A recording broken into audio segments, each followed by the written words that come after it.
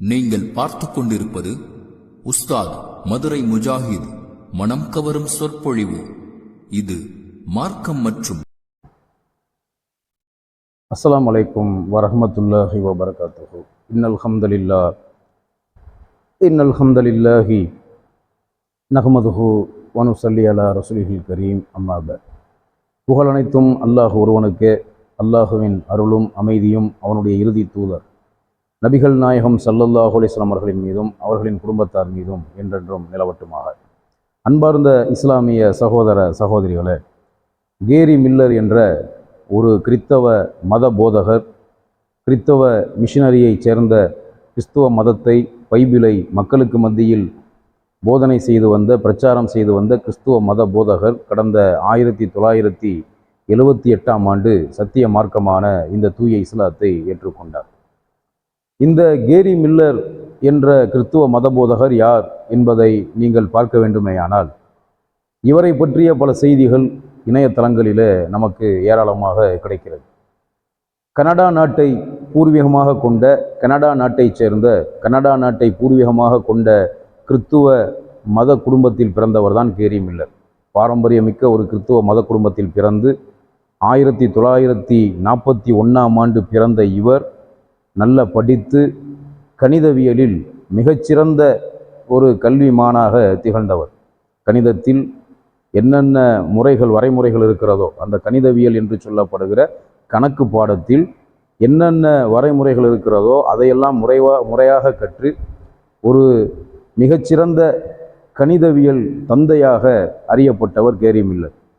இவர் கிறிஸ்துவ மத குடும்பத்தில் பிறந்த காரணத்தினால் பைபிளை பற்றிய நன்கு ஒரு அறிவும், பைபிளை பற்றிய ஒரு நல்ல புரிதலும் உள்ளவர்.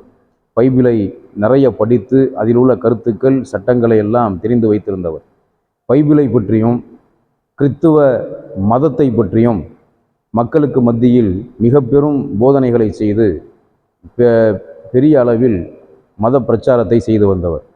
கனடா நாட்டில் உள்ள பல பகுதிகளுக்கு இவருடைய பிரச்சாரம் 1978க்கு முன்பு நிறைய கிறிஸ்தவர்களிடத்தில், கிறிஸ்தவர்கள் அல்லாத பிற மதத்து மக்களிடத்திலும் இவர் கிறிஸ்தவத்தை மக்களுக்கு எடுத்து சொன்னார்.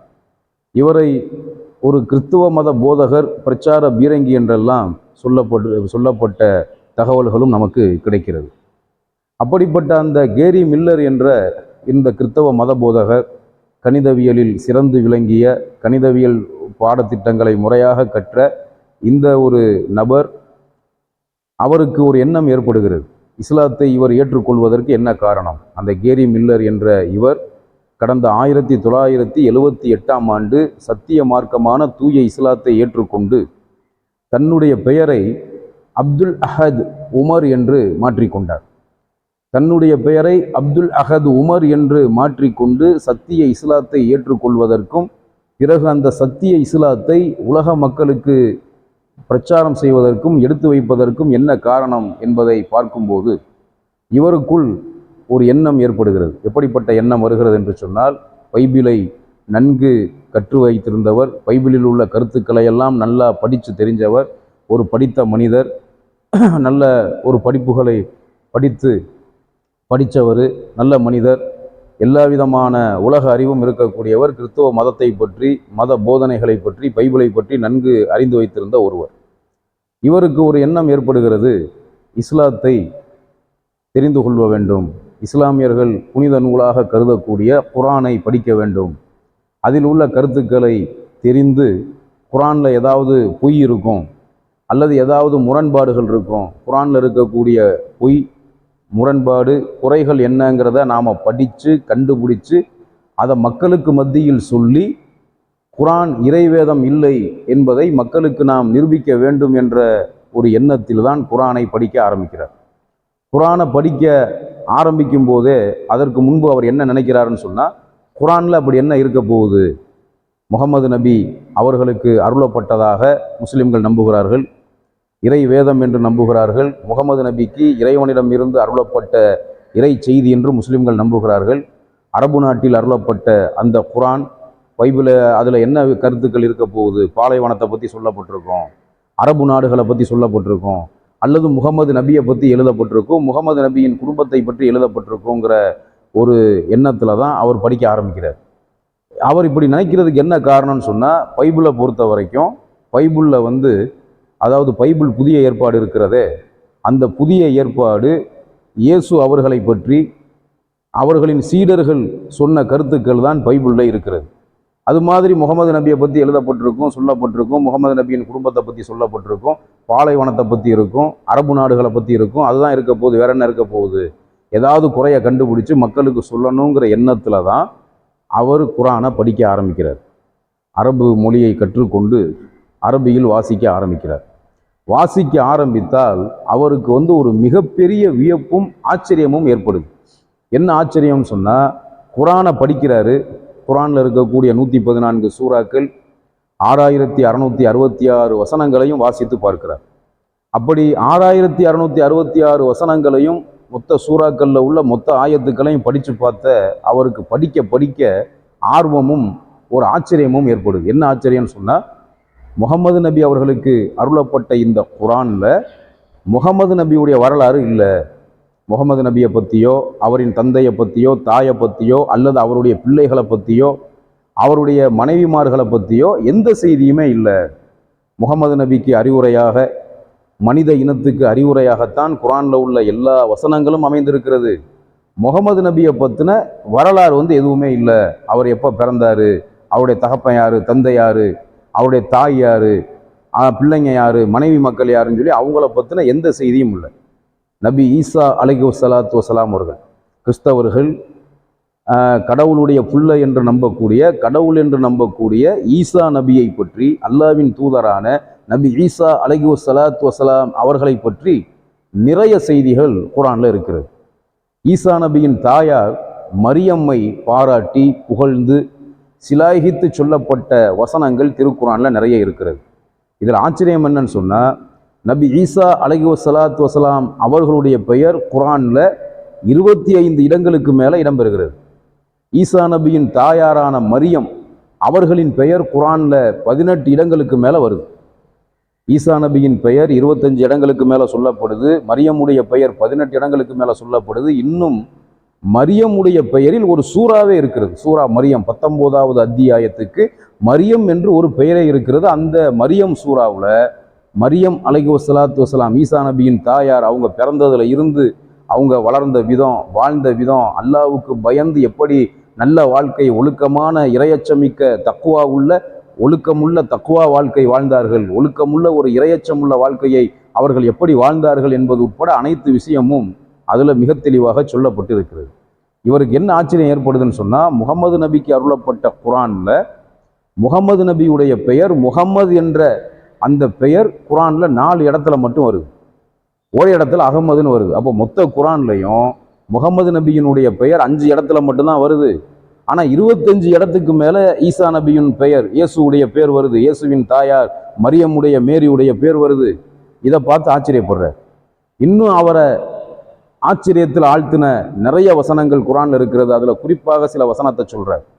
இன்னைக்கு நான் இஸ்லாத்து மேலே எனக்கு ஈர்ப்பு வந்தது, இஸ்லாத்தை பிறருக்கு எடுத்து சொல்லணுங்கிற ஆர்வம் வந்ததுக்கு குரானில் ஒரு வசனம், என்னை போன்று பல லட்சக்கணக்கான மக்களை கவர்ந்த வியப்புல ஆழ்த்தின ஒரு வசனம் அல் குரானில் இருக்கிறது. நிறைய வசனங்கள் இருக்கிறது. அதில் எல்லாத்தையுமே ஆச்சரியத்தில் ஆழ்த்தின ஒரு வசனம் சூரா நிசாவில் 4வது சூறாவில் 82வது வசனம். அதில் அல்லாஹ் சொல்லுகிறான், அஃபலா யத்ததப்பரூனல் குரான், அவர்கள் இந்த குரானை சிந்திக்க மாட்டார்களா? இந்த குரான் அல்லாஹ் அல்லாத வேறு யாரிடம் இருந்தாவது வந்திருந்தால் இதில் ஏராளமான முரண்பாடுகளை கண்டிருப்பார்கள். இந்த குரானை அல்லாஹ் இறக்கி வைக்காமல் வேறு வழியில் இந்த குரான் வந்திருக்குமேயானால் இதில் நிறைய முரண்பாடுகளை கண்டிருப்பார்கள் என்ற இந்த வசனம் அவருடைய உள்ளத்தில் ஒரு மாற்றத்தை ஏற்படுத்துகிறது. மற்றொரு வசனமான சூரா அன்பியாவில் 21வது சூறாவில் உள்ள 30வது வசனம், அந்த பிக் பேங் தியரி என்று சொல்லப்படுகிற பெருவெடிப்பு கொள்கையை பற்றி பேசக்கூடிய வசனம். அவலம் யரல்லதீன கஃபரு அன்ன சமாவாத்தி வல் அருள கானத்தா ரத்துக்கன் ஃபஃப தக்னாகுமா என்று ஆரம்பிக்கக்கூடிய ஆயத். அந்த ஆயத்தில் அல்லாஹ் என்ன சொல்கிறான், வானங்களும் பூமியும் ஆரம்பத்தில் இணைந்திருந்தன, அதை நாம் தான் பிரித்தெடுத்தோம் என்பதையும், உயிர் உள்ள ஒவ்வொரு பொருளையும் தண்ணீரை கொண்டு நாம் தான் படைத்தோம் என்பதையும் இந்த நிராகரிக்கக்கூடிய காஃபிர்கள் சிந்திக்க வேண்டாமா, பார்க்க வேண்டாமா என்று நிராகரிக்கக்கூடிய மக்கள், அல்லாஹ்வுக்கு இணை கற்பித்து அவனை நிராகரிக்கக்கூடிய மக்கள் சிந்திப்பதற்காகவே அந்த வசனம் சொல்லப்பட்டு இருக்கிறது. அந்த பிக் பேங் தியரியை பற்றி பேசக்கூடிய, பெருவெடிப்பு கொள்கையை பற்றி பேசக்கூடிய அந்த ஆயத்தும் அவருக்கு மிக பெரும் ஆச்சரியத்தை ஏற்படுத்துது. 1400 வருஷத்துக்கு முன்பாக வானங்கள் என்றால் என்னவென்று தெரியாத காலகட்டத்தில், பூமி என்றால் என்னவென்று தெரியாத காலகட்டத்தில், இன்னைக்கு நவீன காலத்தில் கண்டுபிடிக்கப்பட்ட ஒரு அணு வெடித்து செதறி அந்த ஒரு பெருவெடிப்பு கொள்கையின் மூலமாக, பெருவெடிப்பின் மூலமாகத்தான் இந்த ஒட்டுமொத்த அண்ட சராசரங்களும் உருவாக்கப்பட்டது என்ற இந்த உண்மையை குர்ஆன் மிக தெளிவாக சொல்லுகிறது. வானங்களும் பூமியும் இணைந்திருந்தது, அது நாம் தான் பிரித்தெடுத்தோம், உயிர் உள்ள ஒவ்வொரு பொருளையும் நாம் தான் தண்ணீரை கொண்டு படைக்கிறோம் என்ற அறிவியல் பூர்வமான, விஞ்ஞான பூர்வமான உண்மையை குர்ஆன் இந்த அளவுக்கு தெளிவாக பேசுகிறதே என்று அவர் ஆச்சரியப்படுகிறார். அந்த வசனமும் அவருடைய உள்ளத்தில் ஒரு மாற்றத்தை ஏற்படுத்துகிறது. இன்னும் சூரா தப்பத், திருக்குர்ஆனில் இருக்கக்கூடிய 111வது சூறாவான தப்பத் யதா அபீ லஹபி வதப் மா அஹ்னா அன்ஹு மாலுஹு வமா கஸப் சயஸ்லா நாரன் தாத்த லஹப் வம்ரஅத்துஹு ஹம்மாலத்தல் ஹத்தப் ஃபீ ஜீதிஹா ஹப்லும் மின் மஸத் என்ற இந்த ஆயத் 111வது சூறாவில் வரக்கூடிய 5 வசனங்கள். இந்த 5 வசனங்களையும் அவர் படிக்கிறார். அபுலஹப்னா யாரு? நபி ஸல்லல்லாஹு அலைஹி வஸல்லம் அவர்களினுடைய பெரிய தந்தை, நபிகள் நாயகம் ஸல்லல்லாஹு அலைஹி வஸல்லம் அவர்களின் தந்தையின் உடன் பிறந்த சகோதரர்களில் ஒருவர், உடன் பிறந்த அண்ணன்மார்களில் ஒருவர். அந்த அபுலஹபை சபித்து அந்த வசனம் இருக்கிறது. அபுலஹபுடைய 2 கரங்களும் நாசமாகட்டும், அவனுடைய பொருள் அவனுக்கு எந்த விதத்திலும் பலனளிக்கவில்லை, அவன் அழிவானாக. விறகு சுமப்பவளான அவனுடைய மனைவி நரகத்தில் நுழைவாள், அபுலஹப் நரகத்தில் நுழைவான். விறகு சுமப்பவளான அவனுடைய மனைவியும் நரகத்தில் நுழைவாள்.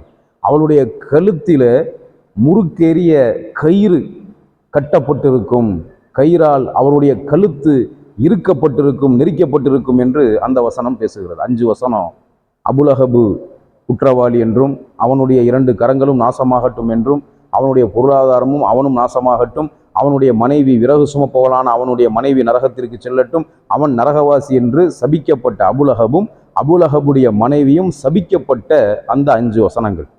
அது அவருக்கு ஒரு ஆச்சரியத்தை ஏற்படுத்துது. என்னன்னு சொன்னால், அன்னைக்கு நபி அவர்களின் காலத்தில் வாழ்ந்த அந்த சிலை வணங்கிகள், குறைஷிகள் நினைத்திருந்தால் குர்ஆனை பொய்ப்பிப்பதற்கு ஒரு ஏற்பாட்டை செஞ்சிருக்க முடியும். என்ன ஏற்பாடு? அபுலஹபுடைய 2 கரங்களும் நாசமாகட்டும், அவன் நரகத்தில் நுழைவான், அவனுடைய மனைவி நரகத்தில் நுழைவாள் என்று அவனை சபிச்சு இறக்கப்பட்ட அந்த வசனத்தை பொய்யாக்குவதற்கு அபுலஹப் இஸ்லாத்தை ஏற்றுக்கொண்ட மாதிரி நடித்திருந்தால், அபுலஹப் இஸ்லாத்தை ஏற்றுக்கிட்டாரு பாருங்க, குர்ஆன் பொய்யாயிருச்சுங்கிற மாதிரி ஒரு கருத்தை சொல்லலாமே, அப்படிங்கிற மாதிரி அந்த ஏற்பாட்டை அவங்க செஞ்சிருக்கலாமே, ஏன் செய்யலை?